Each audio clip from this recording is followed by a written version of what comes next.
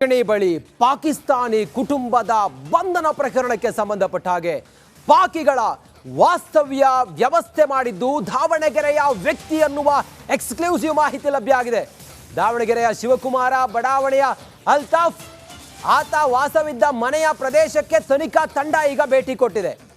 ಮಾಹಿತಿಯನ್ನ ಸಂಗ್ರಹಿಸಿದ ಕೇಂದ್ರೀಯ ತನಿಖಾ ಸಂಸ್ಥೆ ಅಧಿಕಾರಿಗಳು ಅಲ್ತಾಫ್ ಆತನ ಕುಟುಂಬದ ಬಗ್ಗೆ ಅಕ್ಕಪಕ್ಕದವರಿಂದ ಮಾಹಿತಿಯನ್ನು ಪಡ್ಕೊಂಡಿದೆ. ಆಲ್ರೆಡಿ ಚೆನ್ನೈನಲ್ಲಿ ಸೆರೆ ಸಿಕ್ಕ ಅಲ್ತಾಫ್ ಪತ್ನಿ ಫಾತಿಮಾ ನೋಡಿ, ಈ ಪಾಕಿಸ್ತಾನಿ ಕುಟುಂಬ ಜಿಗಣಿಯಲ್ಲಿ ವಾಸ ಮಾಡ್ತಾ ಇತ್ತು. ಹಿಂದೂಗಳ ಹೆಸರನ್ನ ಹೇಳಿ ಸುಮಾರು ವರ್ಷಗಳಿಂದ ಇವರು ಅಲ್ಲಿ ವಾಸ ಮಾಡ್ತಾ ಇದ್ರು. ಅವರ ಮನೆಯ ಒಳಗಡೆ ಕೆಲವು ಪಾಕಿಸ್ತಾನಿ ಬರಹಗಳೇನಿದ್ವು, ಕೆಲವು ಧರ್ಮಗುರುಗಳ ಫೋಟೋಗಳೇನು ಸಿಕ್ಕಿತ್ತು. ಇದಾದ ನಂತರ ಪೊಲೀಸರು ಅವರನ್ನು ವಶಕ್ಕೆ ಪಡ್ಕೊಂಡಿದ್ರು. ಈಗ ಈ ಪಾಕಿಸ್ತಾನಿ ಕುಟುಂಬ ಇದೆಯಲ್ಲ, ಈ ಕುಟುಂಬ ಒಳಗಡೆ ಅಕ್ರಮವಾಗಿ ಬಂದಿದ್ರು, ನಕಲಿ ದಾಖಲಾತಿಗಳನ್ನು ಸೃಷ್ಟಿ ಮಾಡಿ ಬಂದಿದ್ರು. ಇದೆಲ್ಲವೂ ಕೂಡ ದೊಡ್ಡ ಮಟ್ಟದಲ್ಲಿ ಈಗ ಚರ್ಚೆ ಆಗ್ತಾ ಇದೆ. ತನಿಖೆ ನಡೀತಿರುವಾಗಲೇ ಈ ಪಾಕಿಸ್ತಾನಿ ಕುಟುಂಬಕ್ಕೆ ವ್ಯವಸ್ಥೆಯನ್ನು ಮಾಡಿದ್ದು ವಾಸ್ತವ್ಯಕ್ಕೆ ಅದು ಯಾರು ಅನ್ನೋದು ಈಗ ಗೊತ್ತಾಗಿದೆ. ದಾವಣಗೆರೆ ಮೂಲದವನು ಅಲ್ತಾಫ್ ಅಂತ ಹೇಳಿ. ಅಲ್ತಾಫ್ ಮತ್ತು ಆತನ ಪತ್ನಿ ಫಾತಿಮಾರನ್ನ ಈಗ ಚೆನ್ನೈನಲ್ಲಿ ಪೊಲೀಸರು ಕೇಂದ್ರೀಯ ತನಿಖಾ ತಂಡ ಅವರನ್ನು ಬಂಧನಕ್ಕೆ ಒಳಪಡಿಸಿದ್ದಾರೆ. ಇವರಿಗೆ ಬೇರೆ ಯಾರದ್ದಾದರೂ ಲಿಂಕ್ ಇದೆಯಾ, ಬೇರೆ ಏನಾದರೂ ಭಯೋತ್ಪಾದಕ ಸಂಘಟನೆಗಳ ಜೊತೆಗೆ ಇವರೇನಾದರೂ ಕಾಂಟ್ಯಾಕ್ಟ್ನಲ್ಲಿ ಇದ್ರಾ, ಸ್ಲೀಪರ್ ಸೆಲ್ಗಳಾಗಿ ಏನಾದರೂ ಕೆಲಸ ಮಾಡ್ತಾ ಇದ್ರಾ, ಇದೆಲ್ಲವೂ ಈಗ ತನಿಖೆಯ ನಂತರವೇ ಗೊತ್ತಾಗಬೇಕಾಗಿದೆ.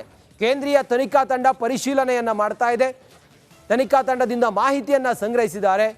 ಜಿಗಣಿಯ ಆ ಪಾಕಿಸ್ತಾನಿ ಕುಟುಂಬ, ಅದರ ಜೊತೆಗೆ ಆ ಪಾಕಿಸ್ತಾನಿ ಕುಟುಂಬ ಅಲ್ಲಿ ವಾಸ್ತವ್ಯ ಹೂಡೋದಕ್ಕೆ ಅವಕಾಶ ಮಾಡಿಕೊಂಡಂಥ ಅಲ್ತಾಫ್ ಮತ್ತು ಫಾತಿಮಾ, ಇವರ ಹಿನ್ನೆಲೆಯನ್ನು ಈಗ ಸುತ್ತಮುತ್ತ ಮನೆಯವರಿಂದ ಕಲೆಕ್ಟ್ ಮಾಡ್ತಾ ಇದ್ದಾರೆ. ಕೈಗೊಂಬೆಯಾಗಿ ಬಳಸ್ಕೊಂಡು ತಮ್ಮನ್ನು ಜೈಲಿಗೆ ಕಳಿಸ್ಬೋದು ಅನ್ನುವಂಥದ್ದು ಭಯ ಕಾಣ್ತಾ ಇದೆ. ಇವರು ಮುಖ್ಯಮಂತ್ರಿಯಾಗಿ ಏನು ಕಪ್ಪು ಚುಕ್ಕೆ ಇಲ್ಲದೆ ಇರ್ತಕ್ಕಂಥ ಮುಖ್ಯಮಂತ್ರಿ ಅನಿಸ್ಕೊಳ್ಬೇಕು ಅಂತ ಹೇಳಿದ್ರೆ, ಮುಂದಿನ ಯುವ ಪೀಳಿಗೆಗೆ ಇವರು ಮಾದರಿ ಆಗಬೇಕು ಅಂತ ಹೇಳಿದ್ರೆ ಈ ಪ್ರಕರಣವನ್ನು ಸಿಬಿಐಗೆ ಒಪ್ಪಿಸಿ. ಮೈಸೂರು ಮುಡಾದಲ್ಲಿ 5,000 ಕೋಟಿ ರೂಪಾಯಿ ಅವ್ಯವಹಾರ ಆರೋಪ ಕೇಳಿಬಂದಿದೆ.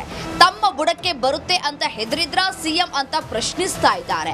ಸಿದ್ದರಾಮಯ್ಯಗೆ 2013ರಲ್ಲಿ ಸಿಬಿಐ ಮೇಲಿದ್ದ ನಂಬಿಕೆ ಈಗಿಲ್ವಾ?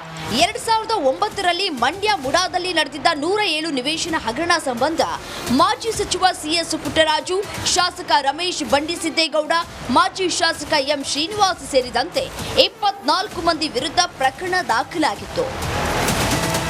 ಸಾಮಾಜಿಕ ಹೋರಾಟಗಾರ ರವೀಂದ್ರ ನೀಡಿದ್ದ ದೂರಿನ ಅನ್ವಯ ಕೇಸ್ ದಾಖಲಾಗಿದ್ದು, ನಿವೇಶನ ಹಿಂತಿರುಗಿಸುವುದಾಗಿ ಸಿಎಸ್ ಪುಟ್ಟರಾಜು, ರಮೇಶ್ ಬಂಡಿಸಿದ್ದೇಗೌಡ, ಎಂ ಶ್ರೀನಿವಾಸ್ ಪತ್ರ ಬರೆದಿದ್ರು.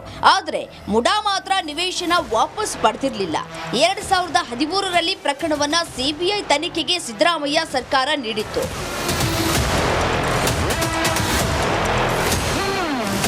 ರಾಮನಗರ ಚನ್ನಪಟ್ಟಣ ಪ್ರಾಧಿಕಾರದಲ್ಲೂ ಮತ್ತು ಮಂಡ್ಯ ನಗರ ಅಭಿವೃದ್ಧಿ ಪ್ರಾಧಿಕಾರದಲ್ಲೂ ಅದು ಹಣದ ರೂಪಾಯಿ ಆಗಿತ್ತು.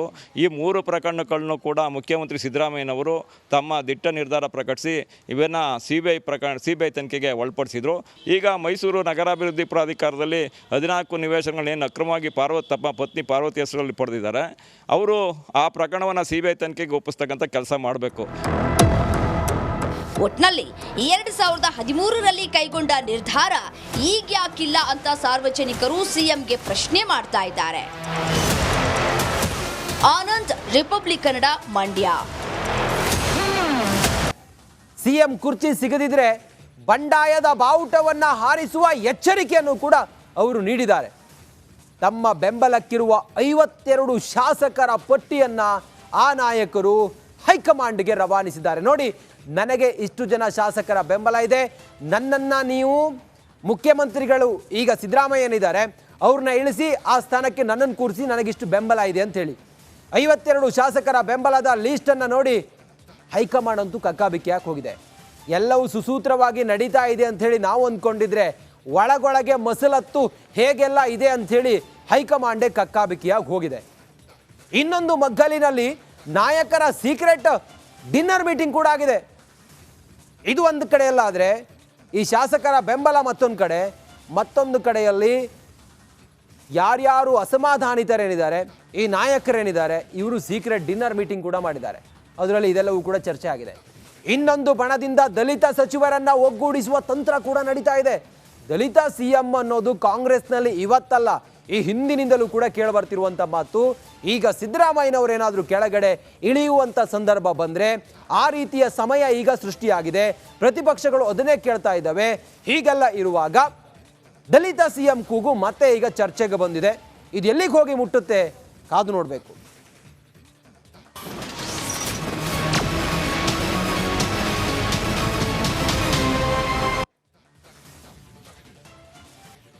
ಮಾನ್ಯ ಮುಖ್ಯಮಂತ್ರಿ ಸಿದ್ದರಾಮಯ್ಯ ಅವರಿಗೆ ಡೆಡ್ಲೈನ್ ಅನ್ನ ಹೈಕಮಾಂಡ್ ಕೊಡ್ತಾ ಸಿದ್ದರಾಮಯ್ಯ ಅವರ ಮೇಲೆ ಗಂಭೀರ ಆರೋಪ, ಮೂಡ ಹಗರಣ, ಸೈಟ್ ಅನ್ನ ವಾಪಸ್ ಕೊಟ್ಟಿದ್ದು ಆಯ್ತು.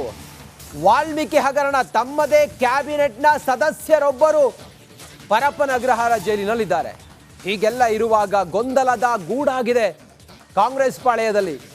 ಹೀಗಿರುವಾಗ ಡೆಡ್ಲೈನ್ ಅನ್ನ ಸಿದ್ದರಾಮಯ್ಯ ಅವರಿಗೆ ಕೊಟ್ರ, ನವರಾತ್ರಿಯ ಬೆನ್ನಲ್ಲೇ ರಾಜೀನಾಮೆ ಕೊಡ್ತಾರಾ ಮುಖ್ಯಮಂತ್ರಿಗಳು? ವಾಲ್ಮೀಕಿ ಹಗರಣ ಒಂದು ಕಡೆಯಲ್ಲಿ, ಮಾನ್ಯ ಮಂತ್ರಿಗಳೇ ಒಳಗಡೆ ಇದ್ದಾರೆ. ಮೂಡ ಹಗರಣದಿಂದ ಸರ್ಕಾರಕ್ಕೆ, ಕಾಂಗ್ರೆಸ್ ಪಕ್ಷಕ್ಕೆ ಕಪ್ಪು ಚುಕ್ಕೆ, ಸರ್ಕಾರಕ್ಕೆ ಕಳಂಕವನ್ನ ತೊಳೆಯೋದಕ್ಕೆ ಹೈಕಮಾಂಡ್ ಮುಖ್ಯಮಂತ್ರಿಗಳನ್ನ ಬದಲಾಯಿಸುವ ದಿಟ್ಟ ನಡೆಯನ್ನ ತೆಗೆದುಕೊಂಡಿದೆಯಾ? ಸಂಕಷ್ಟದ ಸಮಯದಲ್ಲಿ ಸಿದ್ದರಾಮಯ್ಯನವರಿದ್ದಾರೆ. ನವರಾತ್ರಿ ಆದ ನಂತರ ಮುಖ್ಯಮಂತ್ರಿಗಳ ಬದಲಾವಣೆ ಆಗುವ ಸಾಧ್ಯತೆ ಇದೆ. ಹೈಕಮಾಂಡ್ ಇಂಥದ್ದೊಂದು ಹೆಜ್ಜೆ ಇಡುತ್ತೆ ಅನ್ನೋದು ಈಗಿನ ಅತಿ ದೊಡ್ಡ ಸುದ್ದಿ.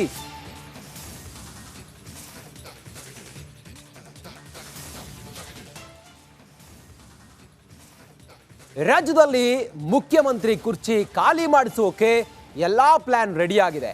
ಒಂದು ಕಡೆ ಕಾಂಗ್ರೆಸ್ ಹೈಕಮಾಂಡ್ ನಾಯಕರೇ, ಕಾಂಗ್ರೆಸ್ನ ಹೈಕಮಾಂಡ್ ನಾಯಕರೇ ಸೀಕ್ರೆಟ್ ಆಪರೇಷನ್ ಮಾಡಿದ್ದಾರಾ ಅನ್ನುವ ಡೌಟ್ ಕೂಡ ಶುರುವಾಗಿದೆ. ಈ ಕುರಿತು ಒಂದು ಕಂಪ್ಲೀಟ್ ರಿಪೋರ್ಟ್ ಇದೆ, ಬನ್ನಿ ನೋಡೋಣ.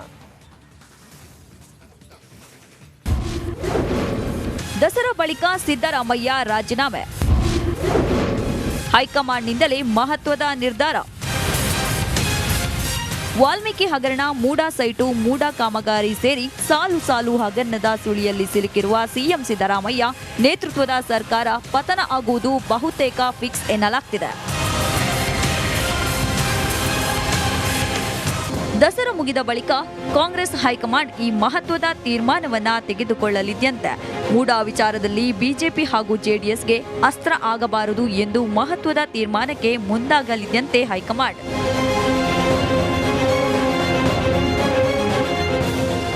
ಇದಕ್ಕೆ ಪೂರಕವಾಗಿ ಮಹತ್ವದ ಮಾಹಿತಿ ಕಲೆ ಹಾಕುತ್ತಿರುವ ಕಾಂಗ್ರೆಸ್ ಹೈಕಮಾಂಡ್ ಸೀಕ್ರೆಟ್ ಆಪರೇಷನ್ ಮಾಡ್ತಿದ್ದಂತೆ ಸಿಎಂ ಸ್ಥಾನದ ಪ್ರಮುಖ ಆಕಾಂಕ್ಷಿಗಳ ಪರವಾಗಿ ಎಷ್ಟು ಶಾಸಕರ ಬಲ ಇದೆ ಎಂದು ರಹಸ್ಯ ಮಾಹಿತಿ ಕಲೆ ಹಾಕುತ್ತಿದ್ದಂತೆ.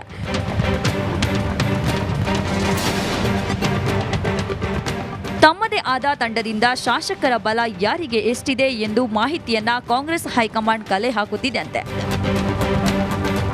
Political bureau, Republic Kannada.